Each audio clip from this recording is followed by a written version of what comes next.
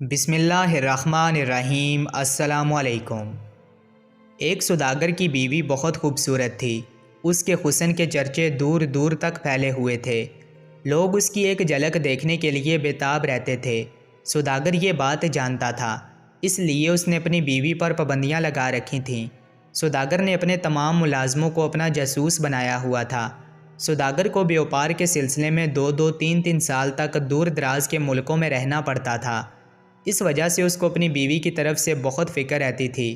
ایک بار وہ ایسی ہی ایک تجارتی مہم پر جانے والا تھا کہ ایک رات پہلے وہ اپنی بیوی کے پاس آیا اور بولا، جانے من میں جانے سے پہلے تمہیں ایک تحفہ دینا چاہتا ہوں جو ہمیشہ تمہارے جسم کے ساتھ چپکا رہے گا اور تمہیں میری یاد دلاتا رہے گا۔ یہ کہہ کر سوداگر نے ایک لوہے کا کمر بند اس کی کمر کے گرد لپیٹا اور اس کو تالا لگا دیا اور چابی اپنے گلے میں ڈال لی اور کہنے لگا، یہ چابی میں اپنے گلے میں ڈال کے رکھوں گا، اس کی وجہ سے میں تمہیں ہر وقت اپنے قریب محسوس کروں گا۔ سوداگر کی بیوی لوہے کے کمر بند کو دیکھ کر سمجھ گئی کہ اس کے شوہر نے اس کو بدکاری سے دور رکھنے کے لیے یہ اس کے گرد لگایا ہے۔ یہ سوچ کر وہ رونے لگی اور شوہر سے بولی، آپ کو مجھ پر اعتماد نہیں ہے، اس لیے آپ نے یہ سب کیا ہے میرے ساتھ۔ کیا میں نے پہلے کبھی کوئی ایسی حرکت کی ہے یا آپ کو شکایت کا کوئی موقع دیا ہے؟ میں آپ سے محبت کرتی ہوں۔ شوہر نے کہا، مجھے تم پر اعتماد ہے، لیکن زمانہ بہت خراب ہے۔ لوگ اکیلی عورت کو دیکھ کر اس کے ساتھ کچھ بھی کر سکتے ہیں۔ میں نے اب تمہیں ان لوگوں سے محفوظ کر دیا ہے، اب کوئی بھی تمہیں نقصان نہیں پہنچا سکتا۔ سوداگر تو چلا گیا، لیکن اس کی بیوی سخت تکلیف میں تھی، جسمانی بھی اور ذہنی بھی۔ کمر بند کی وجہ سے وہ خود کو ایک قیدی سمجھنے لگی تھی اور وہ سوچتی تھی کہ میں کوئی اس کی غلام تو نہیں ہوں جو اس نے میرے ساتھ ایسا سلوک کیا ہے، اور یہ سب اس کے بے پناہ حسن کی وجہ سے تھا۔ اگر وہ اتنی خوبصورت نہ ہوتی تو اس کے ساتھ یہ سلوک نہ ہوتا۔ وہ اپنے شوہر کے سلوک کو یاد کر کے اور اپنے حسن کو آئینے میں دیکھ کر افسردہ ہو جاتی تھی۔ بند کھڑکیوں اور دروازے سے باہر اسے کتنے ہی لوگوں کی آوازیں سنائی دیتیں جو اس کے حسن کی شان میں قصیدے پڑھتے تھے، لیکن وہ کبھی باہر نہیں جھانکتی تھی کیونکہ وہ اپنے شوہر سے بہت محبت کرتی تھی۔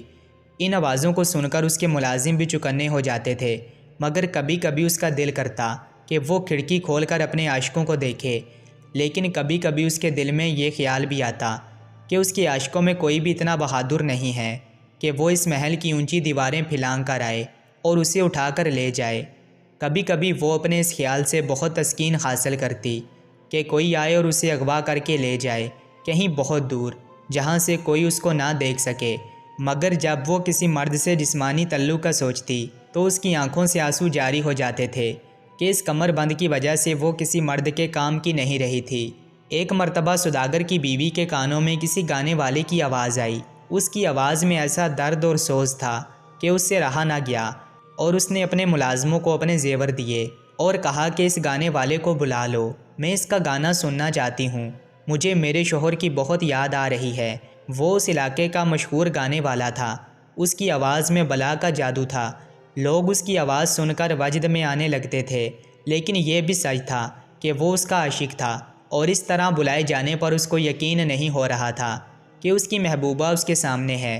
اس نے پوچھا، اے حسینہ عالم، میں آپ کی کون سی خدمت سر انجام دے سکتا ہوں؟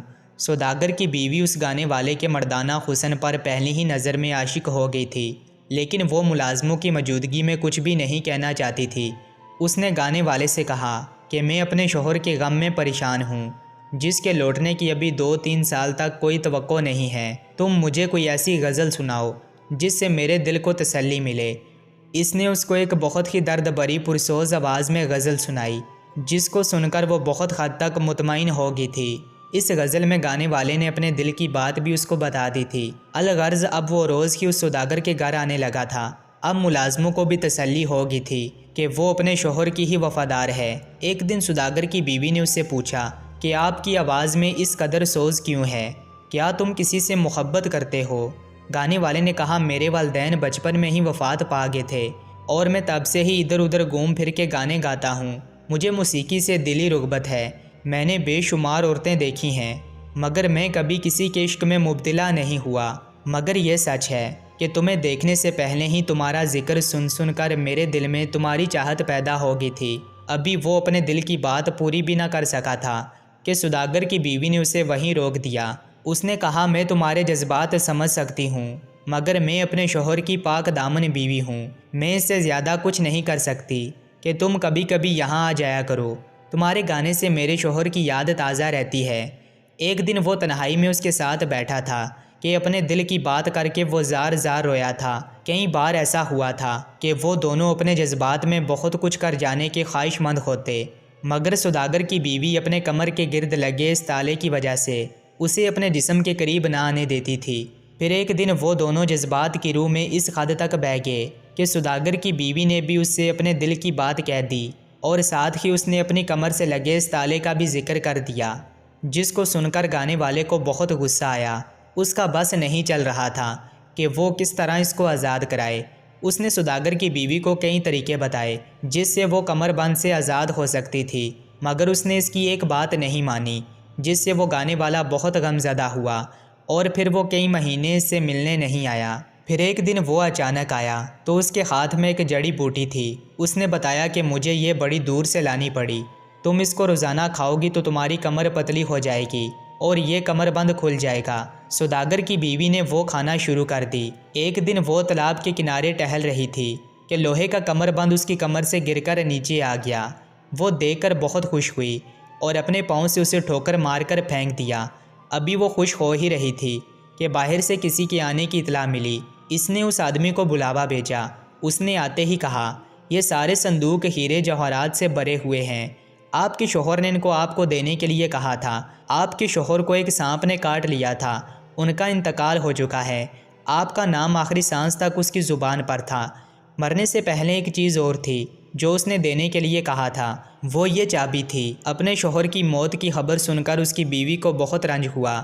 پھر اس نے گانے والے کو یہ کہہ کر بھیج دیا کہ وہ اپنی باقی کی زندگی اپنے شوہر کے ہی نام پر گزارنا چاہتی تھی۔